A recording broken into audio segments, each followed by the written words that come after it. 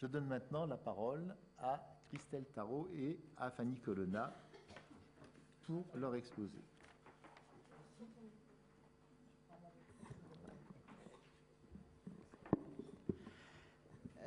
Donc le thème de notre exposé, enfin le titre plus exactement, c'est la minorité européenne d'Algérie, inégalité entre nationalités, résistance à la francisation et conséquences sur les relations avec la majorité démographique musulmane. Alors les choses vont se passer de la façon suivante. Ce sera un exposé à deux voix. Je vais commencer puis céder la parole à Christelle et la reprendre. Enfin, elle va me la rendre ensuite. Un mot simplement pour dire que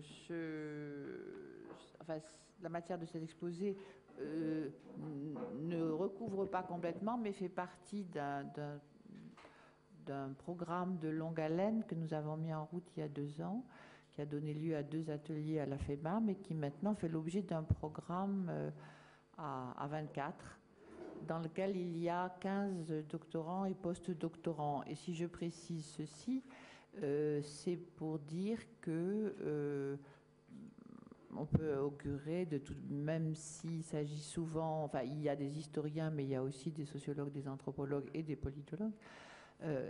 Pour moi, ces 15 doctorants qui sont impliqués dans le programme sont la promesse d'un rajeunissement de notre discipline qui, vous pouvez le constater en regardant autour de nous, prenait de l'âge. Alors, comme je ne suis pas professionnellement historienne, alors chaque fois que dans ces parties on dira je, celle qui dit je assume absolument ce qui suit.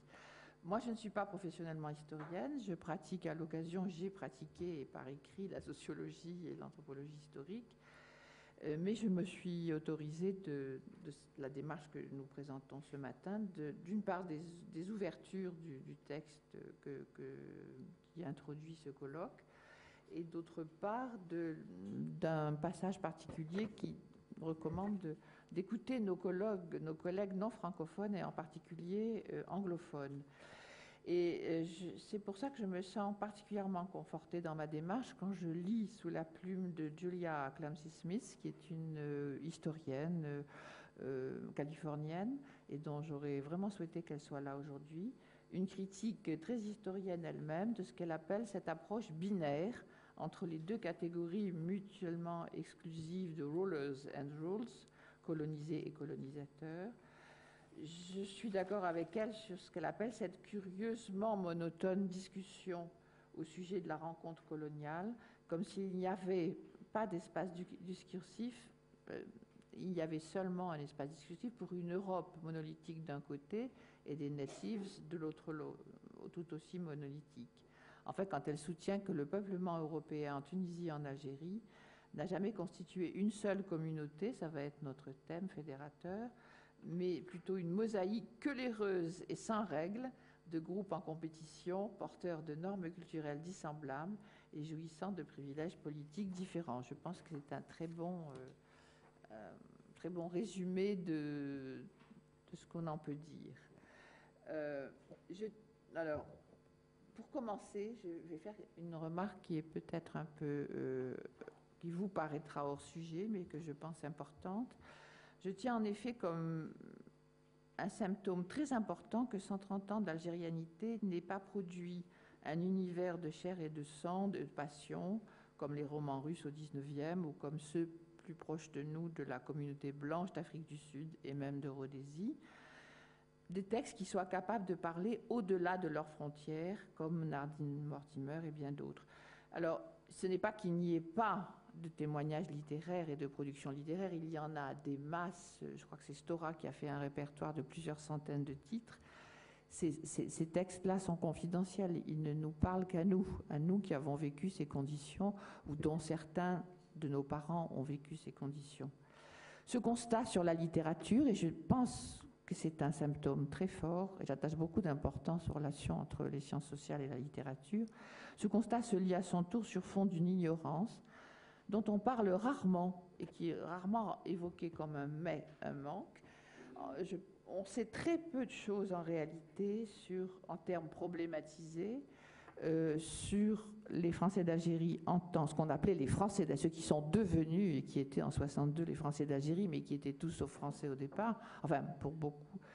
On sait peu de choses sur eux en tant que société, et il faut parler au pluriel, on verra plus loin pourquoi, malgré, comme je l'ai dit, l'énorme masse bibliographique. Dans les pages archi-schématiques que Bourdieu leur consacre en 61 dans Sociologie de l'Algérie, pages 113-118, qui sont une sorte de vision au téléobjectif dépourvue de l'empathie et du sens de la diversité qu'il a su montrer pour les autochtones. Je rappelle que le livre est construit en chapitres kabyle, chaouia, mozabite, arabophone. Les Européens n'ont pas eu droit à un regard clivant et séparant. Enfin, c'est une masse. Et entre ce texte-là qui est de 61 et un texte tout à fait récent qui est de l'année dernière, et qui, dans un livre qui est apparu chez l'Harmattan et qui s'appelle « Culture et métissage en Algérie », qualifie les Européens d'Algérie d'identité orpheline, sur le modèle d'une maladie orpheline, en tant que génétique, inclassable et condamnée à une issue fatale. Je pense qu'on peut pas mieux trahir un inconscient darwinien. Entre ces deux tentatives, qui évidemment ne sont pas isolées, vous connaissez le texte de Nora, etc., on n'a pas la preuve d'une réelle avancée. On n'a pas la preuve que cette ignorance est gagnée en consistance. Or, il me semble que ces deux symptômes, littéraires et sociologiques, en fait, ne font qu'un. Ils parlent d'un peuple devenu ou rendu illégitime aux yeux du monde, mais aussi à ses propres yeux. Il est donc question ici, dans cette contribution, d'une histoire illégitime, de bons et de mauvais objets, et d'abord d'une double illégitimité politique et historiographique. Et je m'explique. Il y a en effet en Algérie, ou concernant l'Algérie, les deux, une histoire légitime, celle des Algériens, dans l'acception actuelle du terme. Parce que vous savez que le mot algérien a souvent été employé au 19e et au début du 20e pour désigner aussi les Européens. Cette histoire est la seule d'ailleurs à laquelle j'ai personnellement contribué jusqu'ici.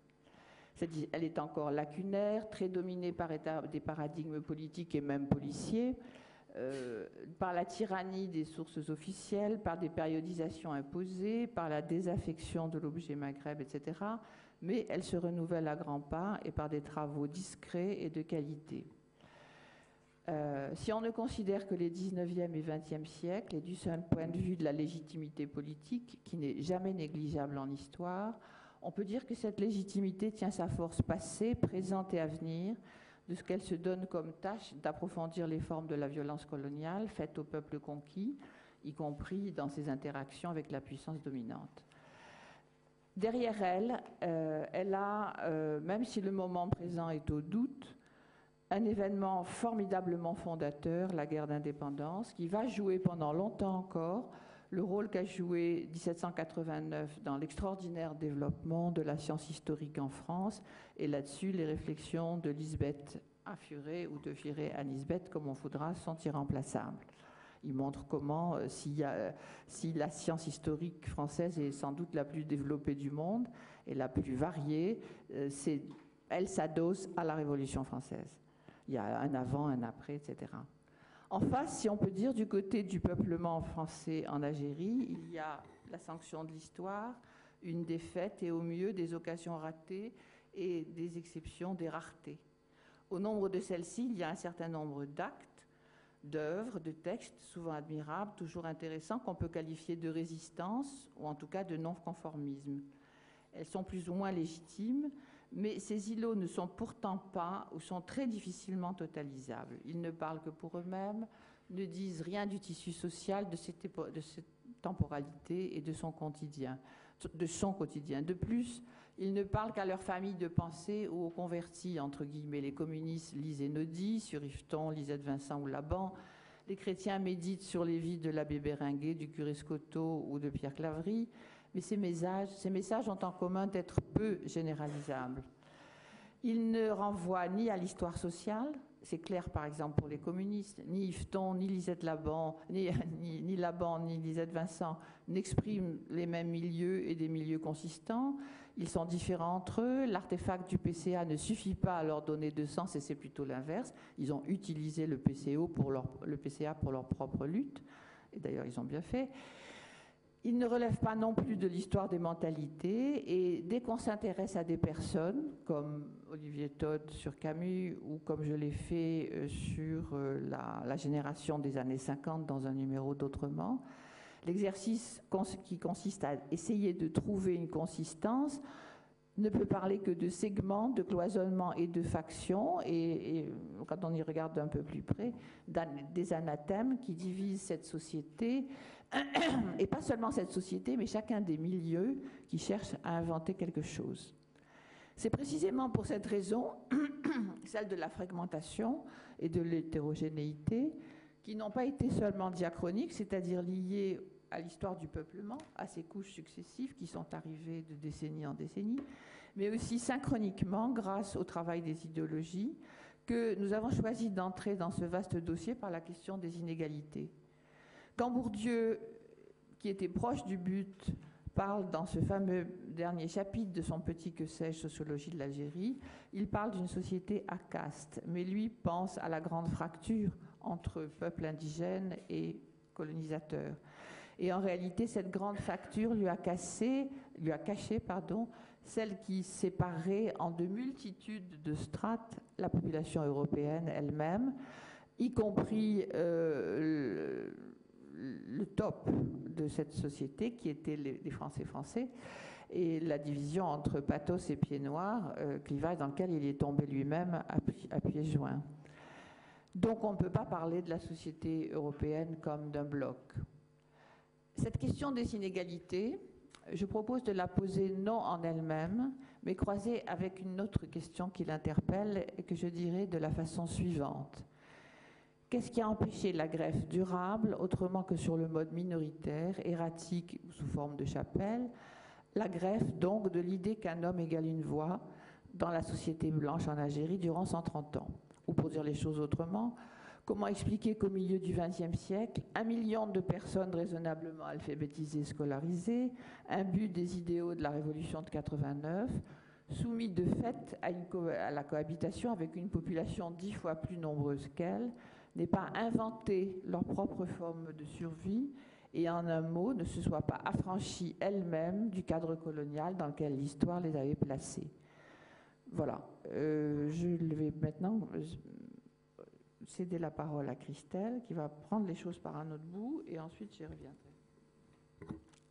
Oui, alors l'entrée que je vous propose est une entrée dans le témoignage en fait, avec 2 citations, une extérieure d'une historienne aixoise qui vient en Algérie dans les années 90 faire une enquête et qui est confrontée justement à cette question des inégalités dans le peuplement européen. Voilà ce qu'elle dit. Et ce que j'ai découvert, qui a été très intéressant et très nouveau pour moi, c'est qu'il y avait dans cette population une hiérarchie implacable entre les Français de souche et tous ceux qui ne l'étaient pas. Des Européens qui avaient pourtant, s'ils le souhaitaient, reçu la nationalité française. Ils l'avaient reçue d'office en 1889, mais certains ne l'étaient pas quand je suis allée en Algérie en 1993. Ils avaient souhaité rester italiens, espagnols ou maltais. Cette hiérarchie s'était établie de façon assez brutale. Le dessus du panier, je reprends les termes de quelqu'un qui me l'a dit ainsi, c'étaient les Européens de la métropole. Le nec plus ultra étant d'arriver d'Alsace, de l'avoir quitté pour ne pas devenir allemand en 1870. Quand on avait la chance d'être alsacien, c'était très, très bien. Ensuite venaient les autres Français et en dessous, toute une panoplie de gens. Par exemple, les Espagnols qui, dans l'Oranais, avaient de petits métiers comme le ressemelage des chaussures, et les femmes qui étaient employées de maison chez les Françaises. Ensuite, il y avait les Italiens, au-dessus des Espagnols, puis les Maltais, un peu plus bas, et enfin, tout à fait en dessous, ceux que les Européens ne voyaient pas ou ne voulaient pas voir, et qu'on a vu tout d'un coup se lever et lutter pour prendre leur indépendance, c'était le peuple algérien. Donc là, il s'agit de cette historienne Hélène Braco qui raconte ce problème des inégalités, mais d'une manière extérieure. Elle ne fait pas partie, évidemment, de la société concernée. Autre point de vue.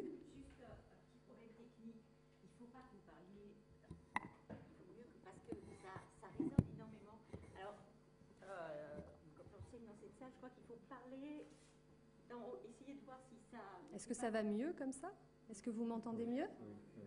Merci infiniment de cette précision. Technique, c'est parce que je travaille dans cette salle. Non, non, mais vous avez tout à fait raison, d'autant que nous-mêmes, on s'entend avec l'écho, c'est très pénible. C'est mieux comme ça. Bien. Donc, deuxième citation, cette fois-ci endogène à la société coloniale concernée. Il s'agit de Pierre-Marie Fernandez, qui est metteur en scène de théâtre, qui travaille maintenant à Marseille, qui a écrit en 2000 ses souvenirs d'enfance, qui est né en Algérie en 1950 et qui a quitté l'Algérie en 1963. Voilà ce qu'elle dit. Les indigènes étaient différents physiquement, différents aussi dans leur langue. Ils étaient pauvres généralement, n'occupaient que des fonctions subalternes.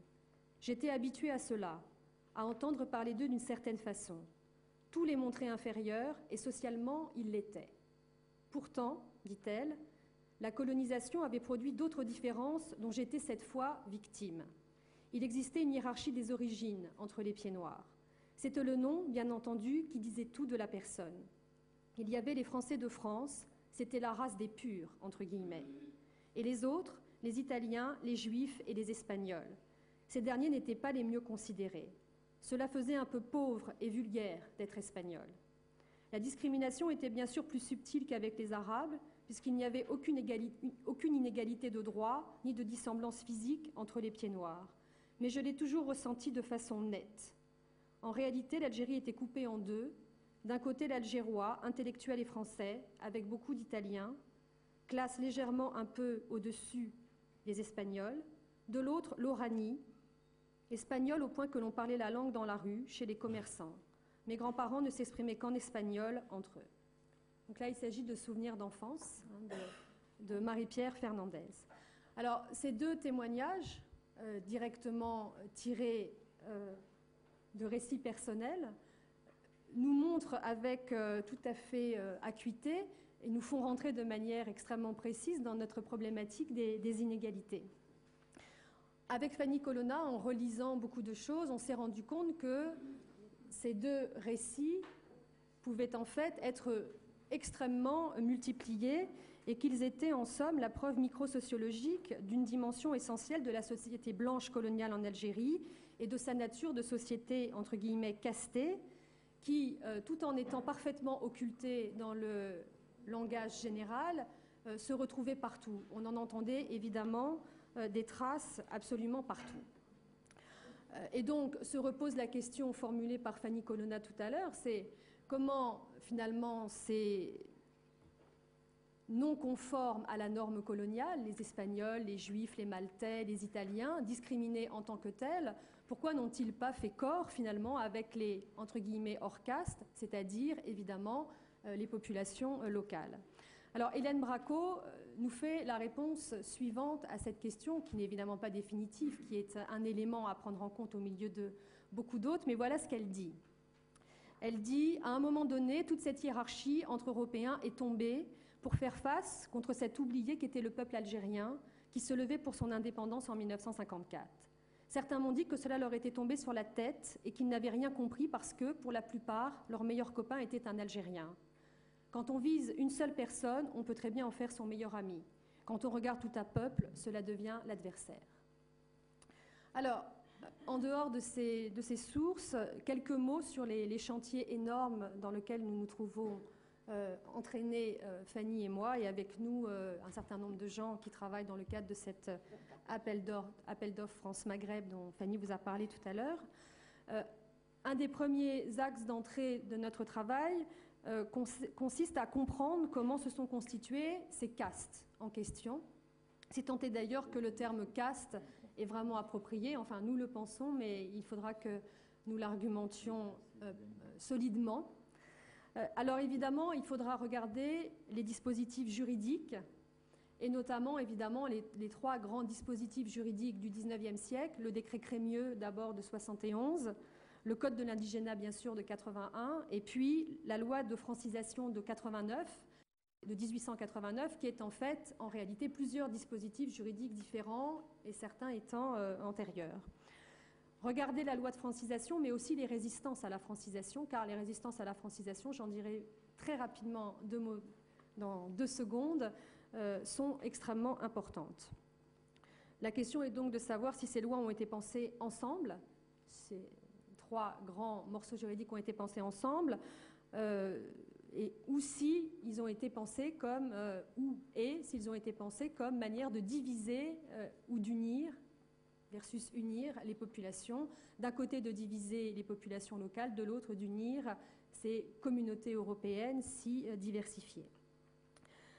Ensuite, il faudra comparer le succès de la loi entre les différentes nationalités, comme je l'ai dit, pendant au moins 2 décennies postérieures à 1889. Ceux qu'on appelle les néos ne se précipitent pas, loin s'en faut, sur la nationalité française. Les Espagnols sont ceux qui semblent le plus résister à la nationalisation et à la francisation. 15 ans après l'instauration de la loi, quand on regarde les observations d'état civil, on constate que nombre d'enfants sont encore déclarés espagnols à la naissance, de parents demeurés espagnols. On constate même d'ailleurs que certaines familles font naître les enfants en Espagne, pour être sûr, bien sûr, qu'ils sont espagnols. Donc les femmes vont accoucher en Espagne et reviennent ensuite en Algérie. Deuxième grand terrain, évidemment, la question des réactions de la société locale et de ses élites à ce dispositif discriminatoire, notamment à travers la presse en langue arabe et à travers les réactions des notables musulmans, mais aussi en regardant comment est-ce que la communauté européenne, dans sa diversité, reçoit le dispositif discriminatoire du Code de l'indigénat, à travers la presse des colons d'un côté et la presse indigénophile de l'autre, le Journal des débats et la Revue des Deux Mondes notamment. Un autre axe important, c'est la question des femmes européennes et des rapports sociaux de sexe. Notamment, et c'est une évidence, dans le contexte de la colonie de peuplement. L'Algérie étant une colonie de peuplement, c'est quand même assez étonnant qu'on se soit si peu posé la question des femmes à l'intérieur de la colonie de peuplement, puisque pour peupler, par définition, il faut bien qu'il y ait des femmes et des familles. Donc ça, c'est un gros chantier, évidemment, qui concerne évidemment les rapports sociaux de sexe entre les hommes et les femmes, mais aussi entre les colons, les colonisés et les femmes migrantes. Il y a des choses tout à fait saisissantes dans cette affaire. Par exemple, évidemment, dans la première phase de la colonisation, la connaissance de mariages mixtes, franco-algériens, hommes français, femmes algériennes, et puis un tarissement très net à la fin du XIXe siècle de ces couples mixtes, tout à fait important. Oui, donc j'avance très rapidement pour vous parler simplement d'un autre chantier qui est celui des résistances et refus. Ce qui nous a tout à fait frappé, c'est d'abord l'hostilité vis-à-vis de l'État français et donc de la politique coloniale, pour des raisons qui sont en général liées à la situation européenne et à des conflits évidemment entre nationalités européennes. On observe aussi une résistance grâce à des migrations saisonnières de travail. En fait, l'implantation algérienne est temporaire.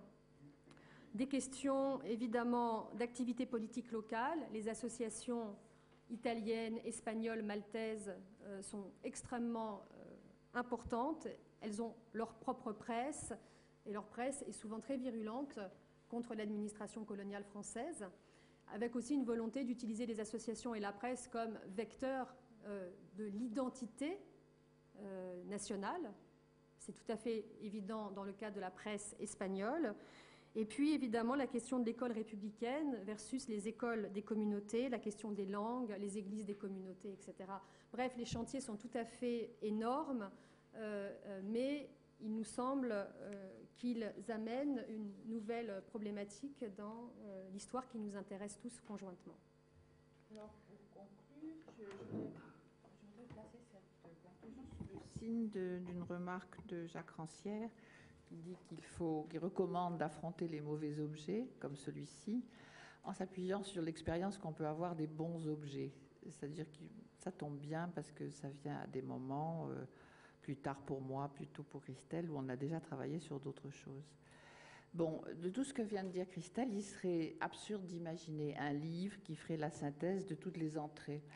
Et d'abord parce qu'il ne ferait que mettre ensemble des choses qu'on sait déjà pour établir cet éventail d'axes. Évidemment, on a lu ou au moins inventorier tout ce qui s'était produit jusque-là, mais aussi parce qu'il n'est pas sûr, étant donné la fragmentation dont nous parlions à l'instant, dont je parlais au début, que tout le monde se reconnaîtrait dans un seul livre. Camus disait que ce peuple n'avait pas d'âme parce qu'il n'avait pas de passé. Mais justement, ce qu'il faut, c'est lui restituer son passé fragmenté. Je crois donc que l'urgence est de produire un savoir nouveau en donnant la parole, ou au moins la chance d'être reconnu et compris, à des destins beaucoup moins remarquables que ceux qui ont été publicisés jusqu'ici, à partir de l'invention de sources nouvelles avec des modes d'approche variés et sur des objets encore inexplorés. Cela voudrait dire qu'il faudrait recentrer l'analyse sur la responsabilité individuelle et donc sur des acteurs, et en acceptant de travailler sur toute la période. Et en acceptant aussi d'abord d'aller voir, comme le recommandent les tenants des subalternes studies, sur des sources non étatiques, non officielles. Par exemple, je travaille sur les archives des Pères Blancs de façon extensive, enfin approfondie. Christelle travaille sur les dossiers concernant les rapports sociaux de sexe et la prostitution, etc. Et il faut donc aller... Ça marche pas? Non, on n'a pas de problème, aucun. Les micros centrales ne marchent pas. Ah. Celui-là. Mais on se débrouille sans, c'est bien. Ah bon, c'est pas un micro. Pardon. Il faut descendre sur des études de cas. Désolé. Il faut s'efforcer de descendre sur des études de cas régionalisées et datées, me semble-t-il. Alors, tout ça, c'est le côté... Enfin, il ne faut pas s'offenser de ce côté prescriptif. C'est ce que, d'expérience, il me semble qu'il faudra faire ou qu'il faut faire. Et il faut aussi éviter l'anachronisme et prendre bien conscience que tous ces gens sur lesquels nous travaillons, que ce soit les jésuites, les Pères Blancs, les colons de Fumtoub dans l'Aurès, sont tissés de contradictions et d'incertitudes, et qu'il n'y a pas d'un côté des individus libres, affranchis, et en face la société et le système. L'ambition de ce chantier, car c'en est un, serait dérisoire si on n'arrivait pas à produire une nouvelle famille de recherche qui prendrait le relais des irremplaçables monographies du siècle dernier, Crespo, Jordi, etc., qui renoncerait définitivement à la globalisation. Moi, je suis scandalisée quand je vois des travaux qui portent uniquement sur l'Exode, c'est-à-dire sur 1962 et après, comme s'il n'y a pas de meilleure façon que d'effacer, même si les gens vont parler de leur passé, mais comme si on considère que ce qui constitue l'unité de cette population, c'est l'Exode. Il faut au contraire, me semble-t-il, il faudrait arriver à l'histoire de gens très ordinaires, donc je l'ai dit, localisés, datés, où seraient décrits et interrogés avec le plus de vérité possible les rapports sociaux que ces gens, ces groupes, ces individus ont entretenus avec évidemment les Algériens musulmans locaux et entre minorités méditerranéennes aussi. Et comme dernier mot, il me semble que c'est à ce prix que la transmission, laquelle se porte si mal en ce moment, pourrait se faire entre les citoyens algériens qui ont grand soif de cette histoire et les générations migrantes qui vivent désormais ailleurs, pour la plupart, bien qu'il y ait quelques éléments qui vivent toujours en Algérie. Et on verrait alors qu'à partir de multiples histoires individuelles, de groupes, de milieux professionnels, d'associations et d'utopies, que ces décennies n'ont pas été vécues pour rien. Et il est très important que nos enfants le sachent. Et je suis très frappée quand je vais actuellement, par exemple dans l'Aurès, enquêter sur la vie de tel ou tel meunier ou de telle ferme de Pères Blancs, à quel point les collègues algériens qui m'accompagnent, et surtout les gens que nous interrogeons, sont absolument passionnés, fascinés, et se sentent partie preneur dans la production de ce savoir-là. Donc je pense qu'il y a une vraie demande de l'autre côté de la mer aussi.